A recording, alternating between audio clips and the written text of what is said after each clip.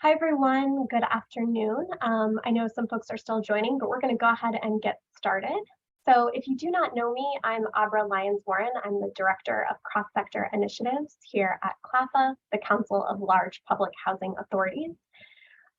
So you are joining the Housing Is Working Group, our first webinar of we go on the academic year here, so of the academic year. And Housing Is, I think all of you know, but very briefly, is an initiative that we have here at CLAFA with the idea that housing is that first critical step for stability, but it's not sufficient if we really want to improve life outcomes. So we're really working to better intersect housing with other areas, and the webinars that we have for you all this year reflect that. So we're excited to have you join us. These webinars are open to anybody, so feel free to share with your colleagues, both within the housing authority itself, if you work for a housing authority, or with your external partners as well.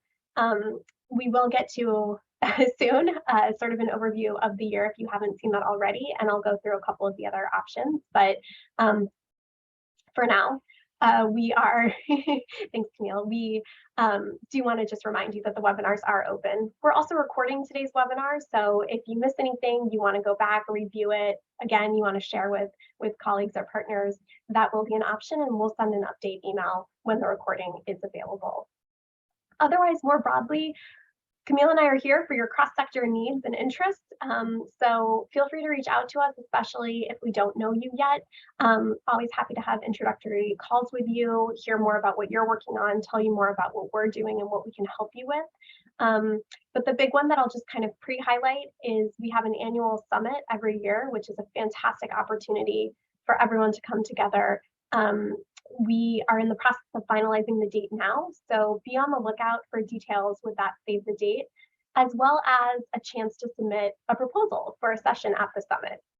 We did this last year and a lot of you participated, so you know the process, but for those of you who are unfamiliar, we'll be sending out details in the coming weeks. In front of you, you should see our calendar for the year. So of course we have today's webinar, which we'll be getting to in just a second, but you can see the other topics that we have coming up. I just want to note that sessions marked roundtables or update sessions are just for CLAFA members. So feel free to share with colleagues, but don't invite your external partners to those. Roundtables are smaller group discussions versus a more traditional webinar format. And then the update sessions are just a time to hear what others are working on and to share what you're doing. I personally love the update sessions. They're really great. So let us know if you have any questions. I do see one about virtual or in person for the summit. We're making final decisions. There will definitely be an in-person component. It remains to be seen if we will be doing a hybrid format or if it will just be in person. So again, when we have those final details, we will share them. Otherwise, I'll drop my email in the chat as well, so you all can reach out. But with that, I'm going to turn it over to Camille to introduce herself and also introduce today's webinar. Hello, everyone. Thank you for joining us. We're so excited to kick off our 2023 calendar year with this fantastic webinar focused on environmental resiliency today. We are first going to hear from Natalie Treat. Natalie is the executive director, I believe. Oh, did I promote that's you? Two levels. I'm so sorry. I'm so sorry. Senior policy advisor. Was switching my screens. Senior Policy Advisor for the Building Electrification Initiative at Northeast States for Coordinated Air Use Management. And I'll let you pronounce that acronym. NESCOM. Sure. NESCOM, is that how you say it? Great. We're going to kick off with Natalie, and then after that, we're going to hear from Bridget Griswold, who is the Executive Director. Am I right this time? Of Groundwork Hudson Valley. Thank you. Got you two mixed up. And then Wilson Kimball, President and CEO of the Metropolitan Housing Authority for the City of Yonkers. So Natalie, do you want to take it away for us? Sure. Let me get my screen shared up there. Y'all see that? All right. Terrific. Well, it's great to be here. So NESCOM is sort of maybe a little bit analogous to a group like CLAPA in that we are a nonprofit that exists to support state air regulators on their policy work. And I was hired in March to build this new program on building electrification. So I'm going to go through our slides. I am, again, new to this field. My background is in energy efficiency policy. I'm learning about air regulation, and I'm looking to find all the ways of alignment in different public policy sectors that we can to advance broader state goals. So that's what this presentation is about today. So this is NESCOM. We have been around since 1967. Our group is primarily the Northeast states. However, we do manage some projects that cover states outside of the Northeast and Mid-Atlantic region. For our building electrification initiative, we actually have all the New England, New York, New Jersey, Maryland, the district, and soon California, which will make scheduling task force meetings more interesting. But we have historically, NESCOM has worked on things like power plant emissions and consumer products and vehicles and things like that. And now this new project is focused on buildings. So the building initiative, building electrification initiative, is important because a lot of these easier targets, if you will, have started to be tackled by the states and federally. And buildings account for about 1/3 of the greenhouse gas emissions and a lot of the other harmful air pollutants that are inside of our homes and buildings when we use combustion appliances or outside in the air as well. And so we are looking at these building appliances as a way to help states meet their clean energy goals. The states are regulated to have attainment on different what's called criteria air pollutants that pollute the air that under the Clean Air Act. And we're also looking at what that can mean for things like indoor air quality and the public health impacts related to extreme temperatures and all those issues as well. So buildings, most of the buildings that are around today are going to be around in 2050. And so that's why we are targeting buildings as a means to move the needle on climate change goals. A focus of our work with NESCOM and of pretty much, I'm sure all the states that you're in, a lot of states are taking a really closer look at how to center equity and environmental justice. Certainly not add to the energy burdens of already historically overburdened populations. So that's important. Housing is a big part of that. So the states are really looking at not just, what if we set new regulations to prohibit the sale or installation of, oil burning furnaces, gas cook stoves, and all of that, but what I'm spending time looking at is where are the other policy intersections that state air regulators in the environment offices could work with other agencies, housing agencies, public health, utility regulators, and of course the energy offices to find alignment. And that is where I've cooked up this little graphic in my mind to try to pull together the ways that different government programs and utility funded programs can move the needle and work together on some of these shared goals. Many states have greenhouse gas reduction goals. A lot of states are having environmental justice goals. States are looking to increase the use of renewable fuels and energy efficiency, something called beneficial electrification, which means that we're trying to decarbonize buildings, but also do it in a way that's better for consumers, better for the grid, all of that as the grid is becoming cleaner. Looking at both indoor and outdoor goals, air quality goals. So there's quite a lot of intersection here. And so this is sort of the lens from NESCOM. you could probably do it from a bigger, housing arena and look at the different tools that are and directions that things are plugging in there. So as for so we have this building electrification task force that is made up of state air and environment regulators. And again, we're spending this, we just kicked off early in the winter. We're spending the first year for folks to get up to speed on building technologies.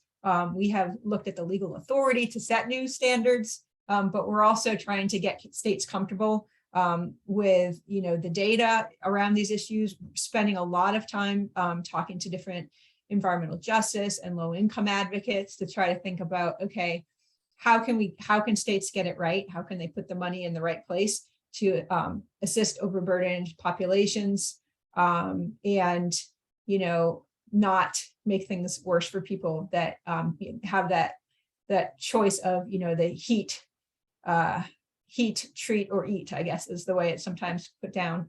So I have learned a little bit about what CLAPA does. I know that public housing authorities are typically stretched really thin and have lots of competing interests and lots of regulation. And so, I would love to spend this opportunity to introduce myself to you all and hope that following this meeting, you can reach out to me with ideas for learning that you have or sharing best practices with us. So, eventually, let me see. So this is really what we're doing for our state task force.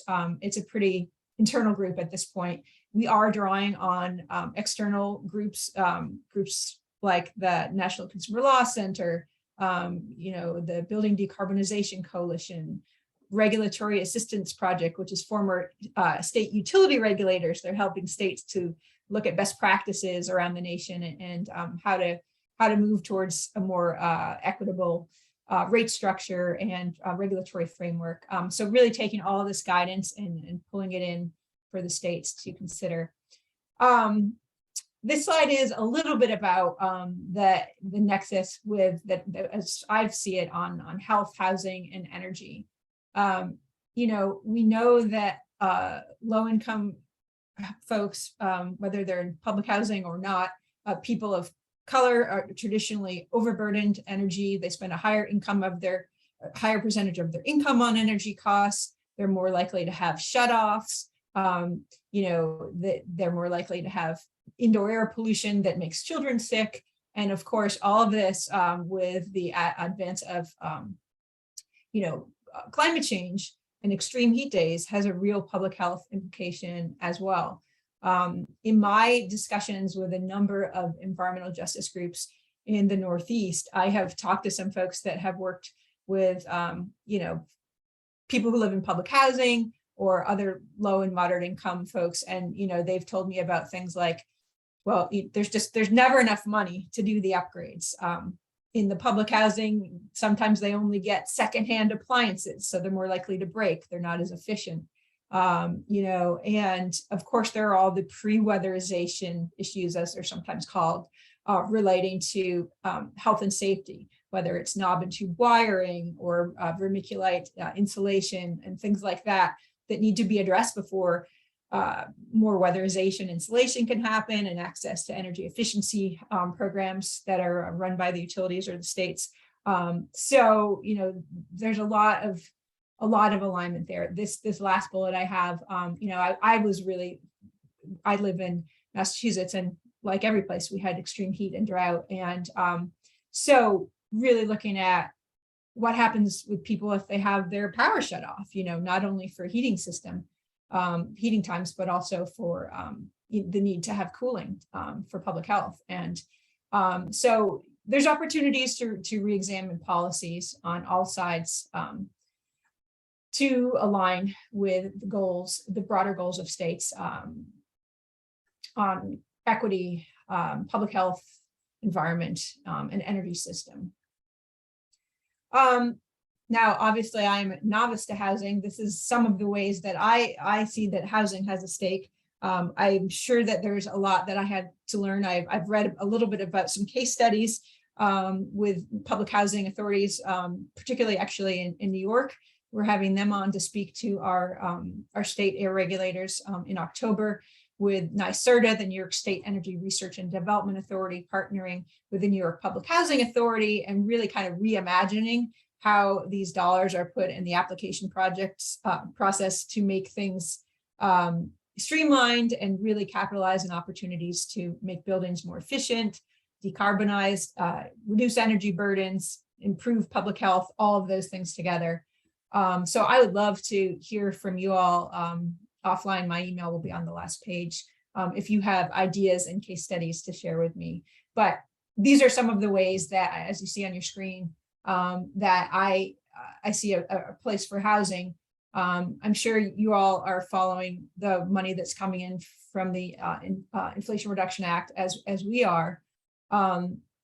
We're looking at ways that different agencies can have conversations to influence regulatory proceedings, new rate making procedures, and things like that, that are going to really do a better job at quantifying some of the other benefits, what's called the non-energy benefits of things like investing in energy efficiency and building electrification, things like heat pump that are 300 times as efficient as some fossil fuel fired heating equipment, for example.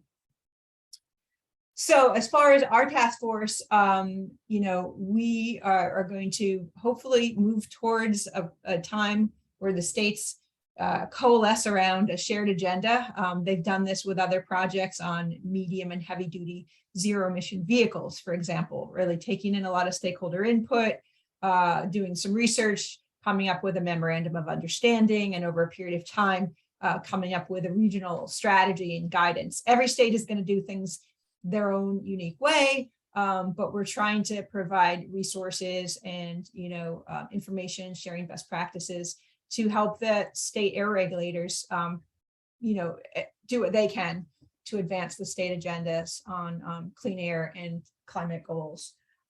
So I have here a few examples of some of the policy pathways that can happen. You know, I've noticed things like housing codes and building codes.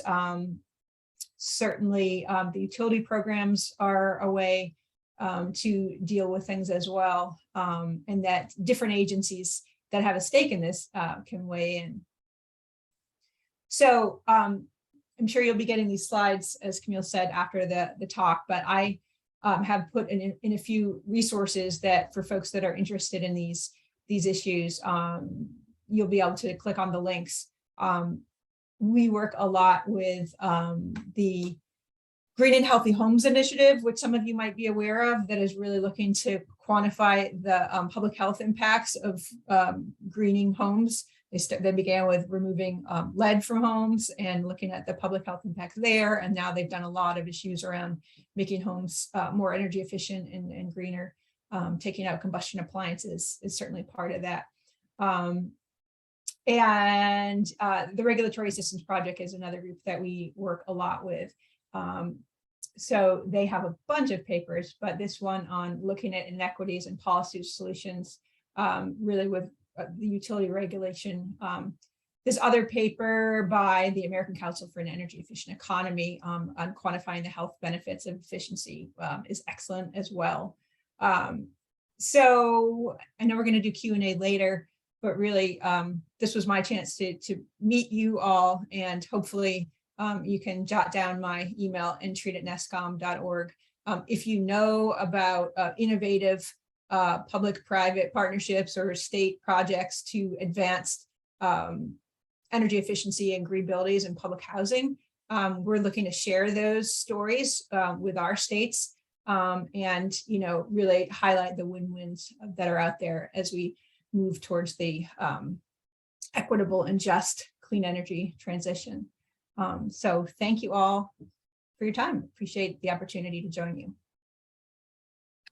Wonderful. I will invite everyone to start using the chat for people who might have things to share with Natalie. We'll move on to the second presentation and hold questions till the end, but feel free to start using the chat. So I am going to turn it over to Bridget and Wilson. Bridge, I'm starting. Yes, ma'am, you're starting. Okay, hi, I'm Wilson Kimball. I am President and CEO of Yonkers Housing Authority.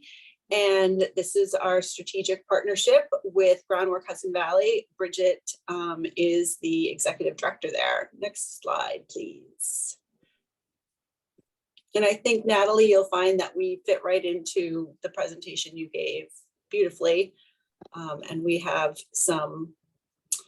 This is who we are. We are the fourth largest housing authority in New York State. We've actually looked to take back some of our units. So we are now up to 3,500 units of affordable housing that we own and operate.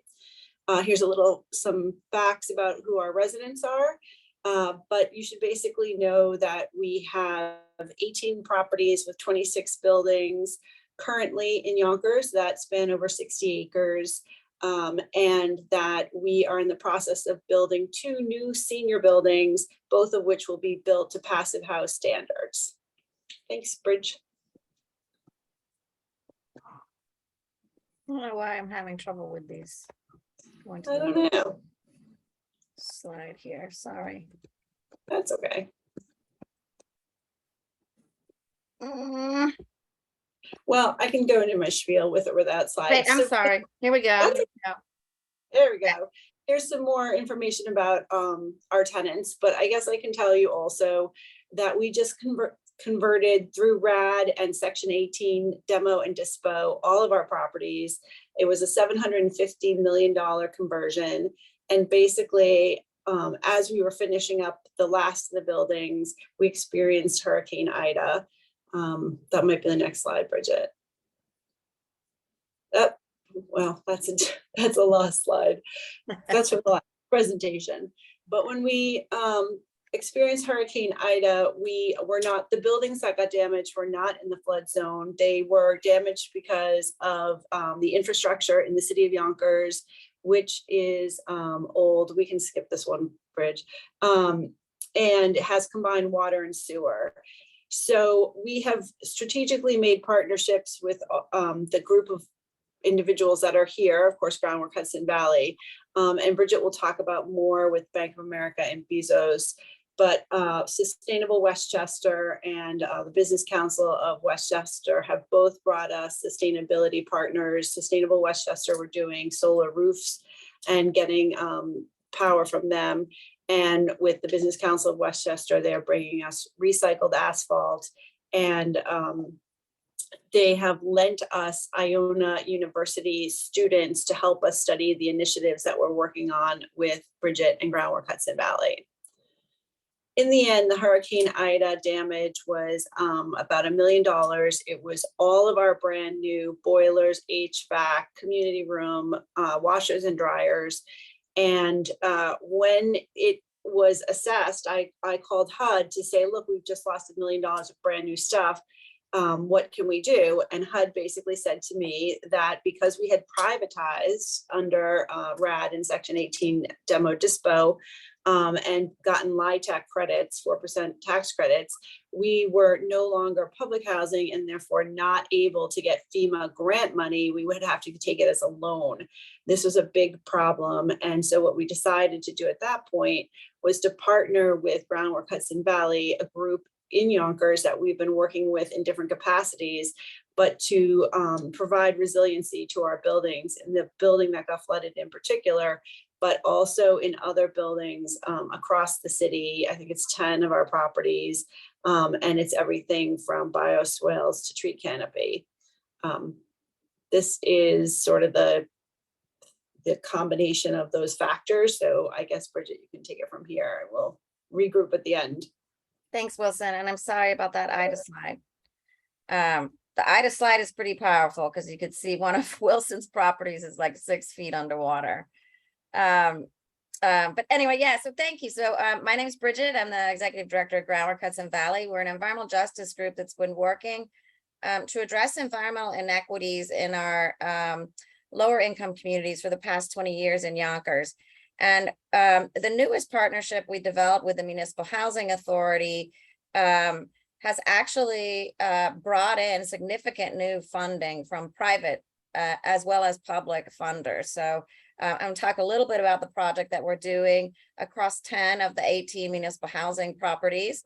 But we have been able to raise for this initiative a little over 2 million from private entities like Bank of America, government entities like New York State, and also groups like the Bezos Earth Fund that have been throwing around a lot of money for environmental restoration works and climate adaptation work. So the project that we partnered up on was really to understand and mitigate some of the most serious climate risks facing our city and facing our most vulnerable residents, many of whom reside in municipal housing, as well as trying to mitigate those impacts through thinking about some natural-based solutions. And Natalie, definitely want to connect with you on the electrification stuff and the renewable energy stuff. What we're going to talk about today is more outside of the buildings, thinking about things like green infrastructure and how nature can play a role in abating the worst impacts of climate change. So climate change is hitting us all differently across the country. In the Northeast, it's about extreme heat and increased temperatures that are becoming a major health risk.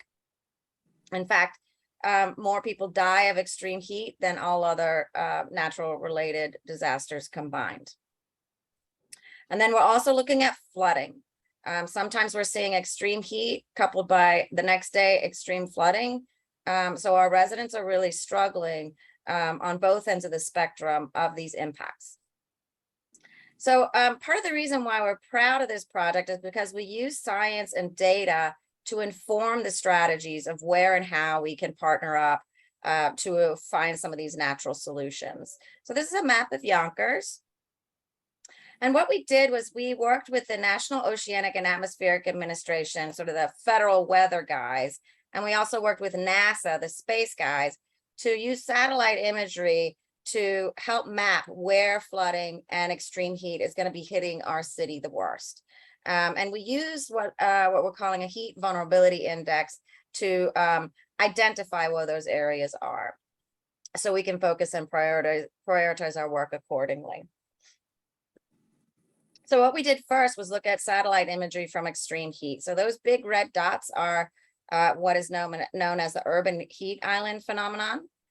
And when you look at it initially, it looks like heat is evenly spread over the city of Yonkers. But when you start looking at some of these other factors that play a role, it helps to narrow down where intervention should be prioritized first. So I just showed you the heat map that we developed. This is impervious surface, and this is important because this is where asphalt is distributed across the city. And that's important because asphalt absorbs heat and is one of the main contributors to the phenomenon known as urban heat island effect. Whereas if you're in a suburban or rural neighborhood, you're not going to experience this. If you live in cities, the asphalt just sucks the heat in and releases it at night. So there isn't the cooling effect in nighttime temperatures that some of our wealthier suburban and rural neighborhoods may have. Then we looked at satellite imagery related to tree canopy. You can start to see a pattern here, right? It's like a mirror image between where all the asphalt is and where the tree canopy is. And trees are important because they can reduce surface temperatures related to urban heat island effect by up to 10 to 12 degrees. And then we looked at percent household in poverty. And the reason why we looked at percent household in poverty is because if you're in a lower income bracket, you may not be able to adjust to the extreme impacts of heat. You may not be able to afford those increased air conditioning bills. You may not be able to afford the increased healthcare bills that come with heat-related ailments such as asthma, as well as heart-related illness. So once we got all those factors layered on top of each other, we got a very clear picture of where urban heat was impacting our residents in the most extreme ways. And you see it's really focused in Southwest Yonkers with little pockets in Southeast Yonkers. The red being obviously where the most extreme heat is happening. Then we looked at old redlining maps from the city of Yonkers. And Redlining was actually a housing policy back in the day led by the federal government. So you don't really think of it as an environmental issue, but it does correlate, because once we overlaid the historically redlined areas meaning Black neighborhoods, yellow lined areas were also considered risky investments for home mortgages. And those were largely immigrant communities at the time. In Yonkers, it was Irish and Italian. And then we digitized that map. And then we looked at it against where heat was happening, where tree canopy is, and where impervious surfaces. And you can see in the red and yellow lined areas in our city, how much more asphalt there is, how much fewer tree canopy there is, and how many more urban heat islands there are. So this was kind of a stunning revelation for me and Wilson, and it all kind of sounded kind of gloom and doomy.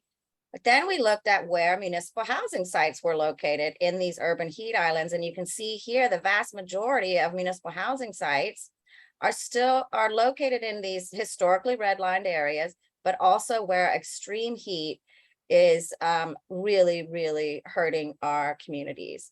So it made sense for us to partner up with municipal housing, look at some of the landscaping around these properties, and see what we could do to come up with some solutions.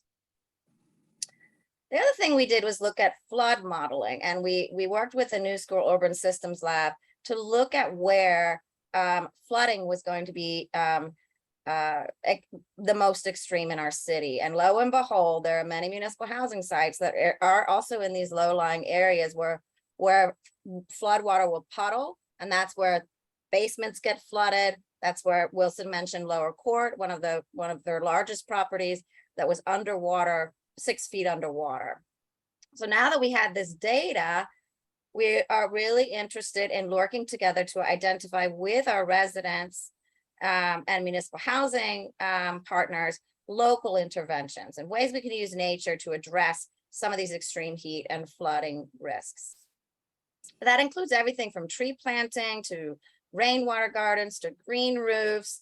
There's a lot that actually can be done on the property, on the surrounding landscape of a municipal housing site, and even sometimes on the rooftops of those sites where you don't have a lot of surrounding property. So that's the partnership, and the money that we have, once we got the word out about this data, we got the attention of folks like Bank of America, Bezos Earth Fund, and others to really look at this other feature that we wanted to do. We wanted to employ municipal housing residents to be part of the solution. So now we have we hire 30 young people, the vast majority of which live and reside in municipal housing, to help us implement some of these green solutions on their properties. This is our green team. So these are our young people that even during COVID came out and helped contribute to this work. Even when they couldn't get together and work as a team, we gave them these infrared cameras, and they were able to go out and almost truth test the data that we were getting from the satellite imagery to see what was happening at the hyperlocal level in their neighborhood. So you can see here, they were doing really, really important research on where urban heat was being distributed in their community. And that was also contributed to the data analysis that attracted the funding that we have today. This is a group of our young people that are working on a massive tree planting. They're planting young willow trees along the Sawmill River, which is an especially flood-prone river that runs right down into the depths of the downtown and municipal housing properties. So this is a flood mitigation strategy that once these willow trees mature, they'll be able to help suck up that flood water and prevent excessive flooding, hopefully from hitting the downriver communities of municipal housing.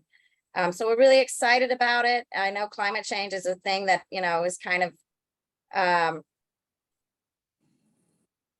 I don't know, almost overwhelming for a lot of folks, but so we really want to try and position this in a positive light, that there are things that we can do together if we just collaborate across sectors. And there's no better way to do that than showing that you can give green jobs to young people to help maintain these green projects over time. So I'm going to throw it back to Wilson, see if you had anything you wanted to add to that before we close.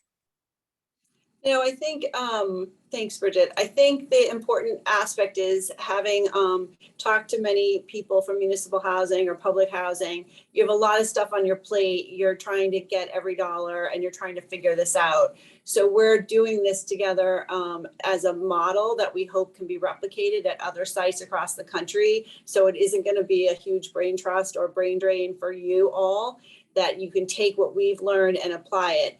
I think the other thing you should know is that the impact of heat, the temperature change in Yonkers from the east side to the west side is 2 degrees because of heat island effect. So the richer, whiter neighborhoods are, 2 degrees cooler. In some urban centers like Baltimore, Maryland, the degree difference can be 10 degrees.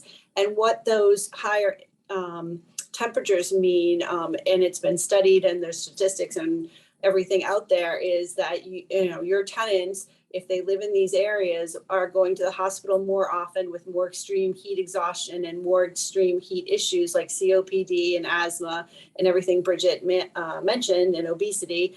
But they also are suffering in school because there's a direct impact between heat exposure and extreme heat and standardized tests across the US, and that's been studied extensively. So there's a lot of issues here. It's heat equity, it's, justice equity, it's the good environmental situation. There's a lot going on. And so with that, I guess I would say we're open to questions. Great. Thank you all for these fantastic presentations. We already have some questions coming in the chat.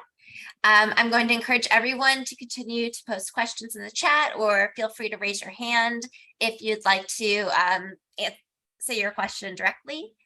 We're going to kick off with a question from David Nash in Asheville. He said, this is a question for Natalie, though I'd be interested for all the presenters, to answer as well. Is there any research on where we might get the most bang for our buck on conversions? For example, with limited resources, would it make sense to start with replacing gas ranges, or should we wait until we can change out gas furnaces as well? Sure, and I gave a brief comment. I guess I probably should share that with everybody in the chat. I got it back to David. But there's no one size fits all answer.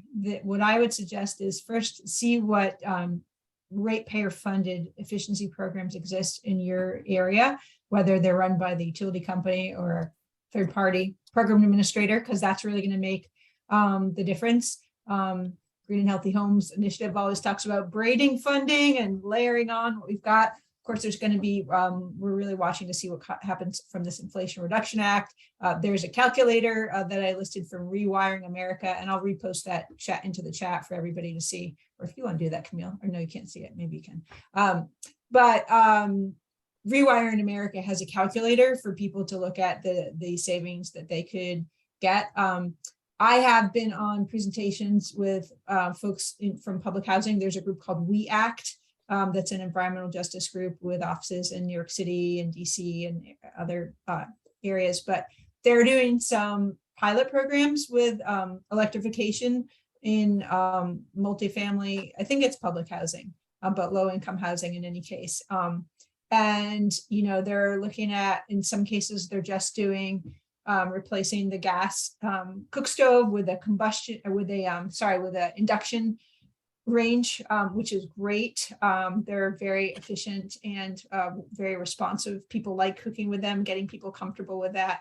But sometimes there's going to be issues like, do you have the electric panel ready to deal with everything? So there's a lot of these pre-electrification issues that might need to be dealt with in a building. As far as the biggest bang for the buck, well, heating is where, from an emissions and energy consumption point of view, heat pumps can help to address both heating and cooling, which is great. I'm fortunate to live in an all-electric house, which is a net zero house. We've got solar panels, we've got heat pumps, a lot of insulation. The more you can combine all of those things together, the better. But it really depends on the opportunities out there. I think that a lot of equipment is replaced upon failure. So we are working to push the states to have good early retirement programs on the energy efficiency side. to make sure that consumers and that the guys in trucks are aware of and stock these options on heat pump water heaters are a terrific, efficient opportunity. But historically, they've needed a higher electric capability. There's some manufacturers coming out with plug-in 120 volt, but there might be cases where, you know, they wouldn't work in multifamily as well. You've got to have, you know, hook up for draining and condensate and things like that. So it really depends.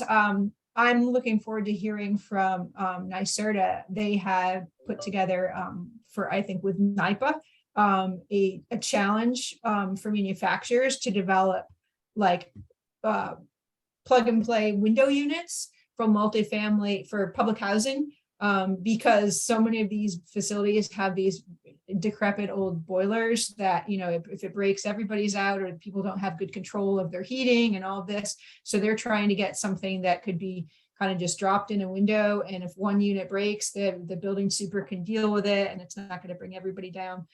So technology is really advancing.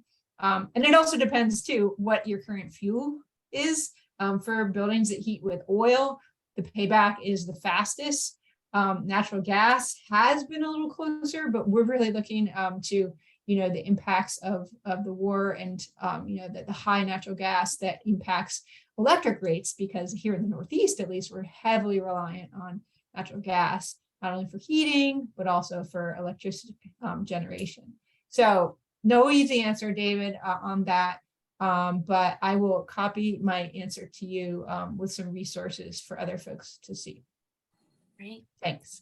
And Bridget, do you have, you know, anything to add there about, you know, what do you think is kind of biggest bang for your buck? Well, Natalie's expertise is clearly around energy efficiency.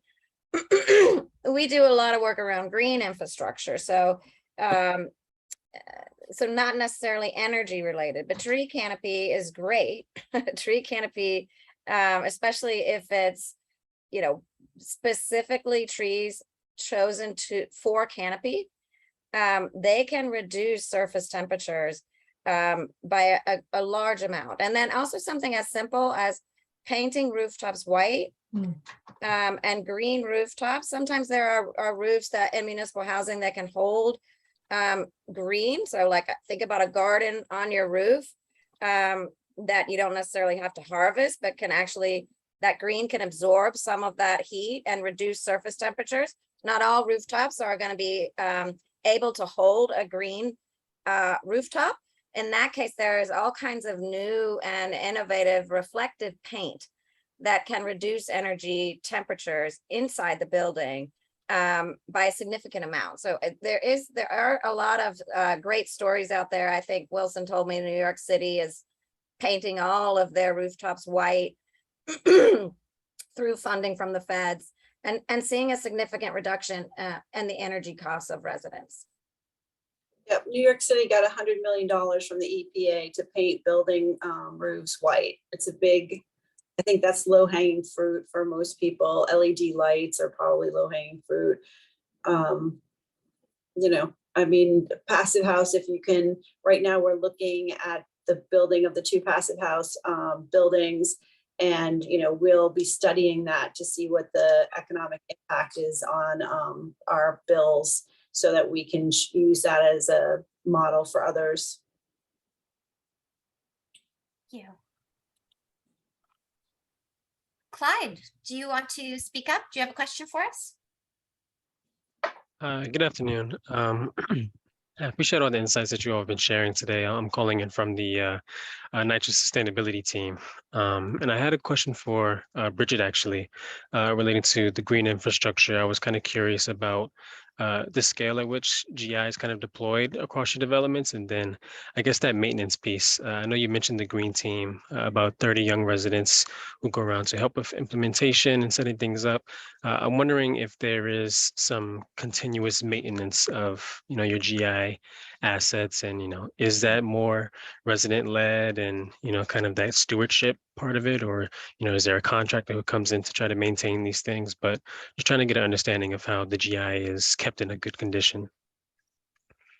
Clyde, you've asked one of the most critical questions about green infrastructure, which is around maintenance. And that's always the thing that people forget about. You know, it's fun to build a bioswale and a rain garden, and it's fun to plant trees, but if there isn't anybody to maintain those things, then you really do see them go into a state of disrepair and not serve the function that they were intended to. I'm really glad you asked that question. So in addition to employing young people and training them up on how to implement and maintain these projects, which vary in scale. Some of them are very small rainwater gardens outside of townhouses that have flooding yards, and all you need to do is build a little rain garden and the rain goes there. Some of them are much larger scale infrastructure projects that require, you know, bigger landscape architecture firms to come in and help handle it. But one of the things we have been discussing,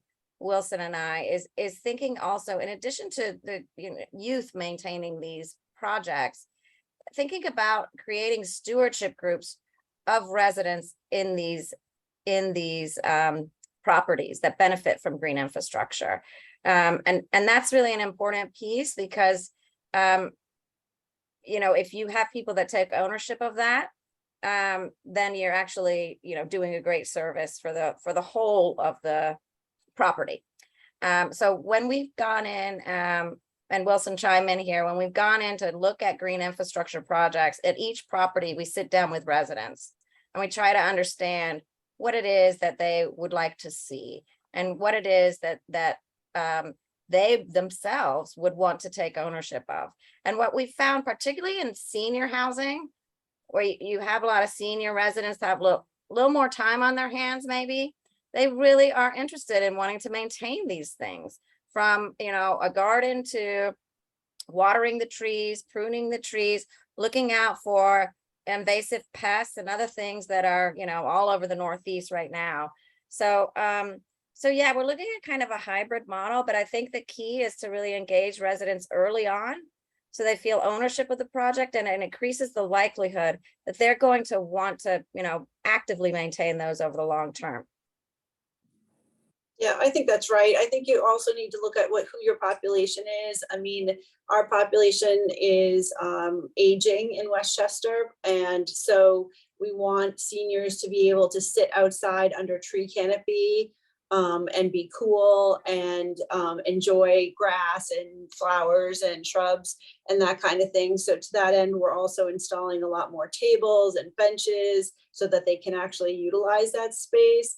But we're also looking at more community gardens in the new properties that we build, because they, you know, traditionally, as Bridget said, some of the earlier immigrant populations were Italian and Irish, and Italian. Being Italian myself, I can tell you they're always like looking to plant a tomato tree or a tomato plant somewhere or something.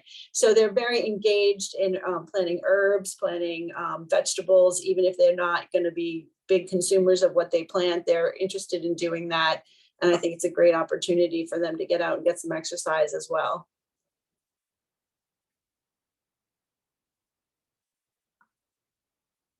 That's helpful. I really appreciate that. I know my team is kind of thinking about, you know, deploying different kinds of assets across our portfolio, and then, you know, who's going to take care of them after. And in some cases, we have, you know, some interested groups at the development, but we have a lot of developments. So it's about, you know, how can we kind of scale something like that up and all sorts of things. So I think all of that insight is pretty helpful, and I'll be sure to share that with my team.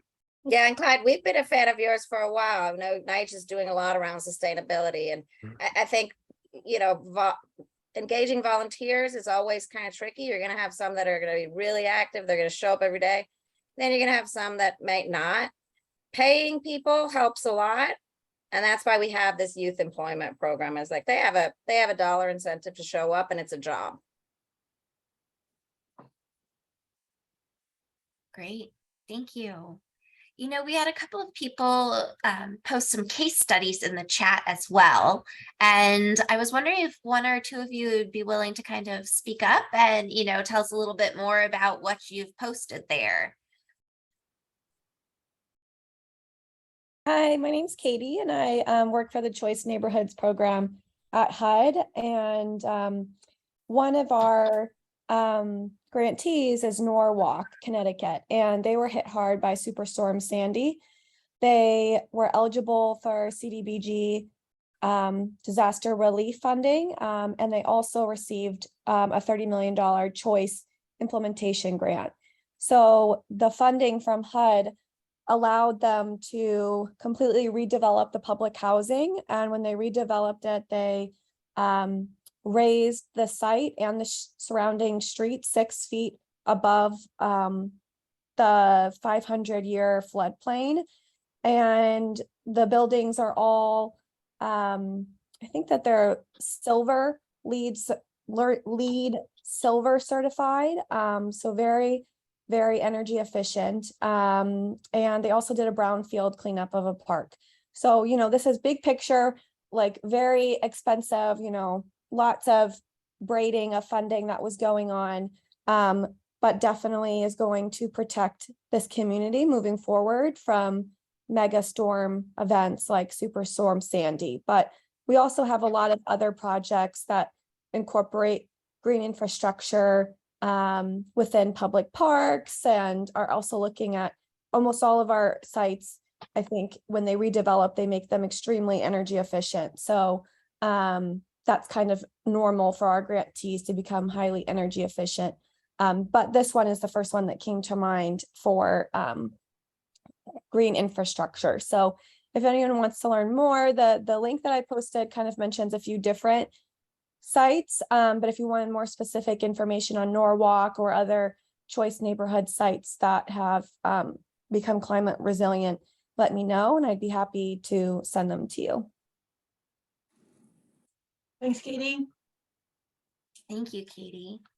Katie, I'd love information on that, Katie. Big fan of the work that you're doing. Great. Great. Well, Bobby Coleman from Seattle said he had to drop off, but he's happy to answer more questions about that.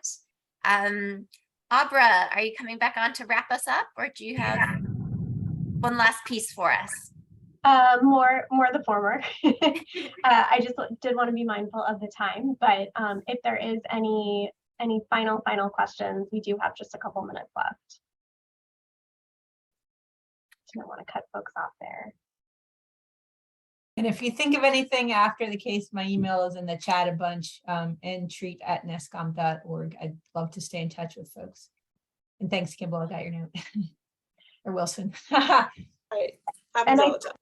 I think I got all the individual chats from people who wanted to make sure that they were on the list, and I've got you added. But if you didn't get a chance to do that, or you're not sure, you can always reach me or Camille via email to make sure that you are added.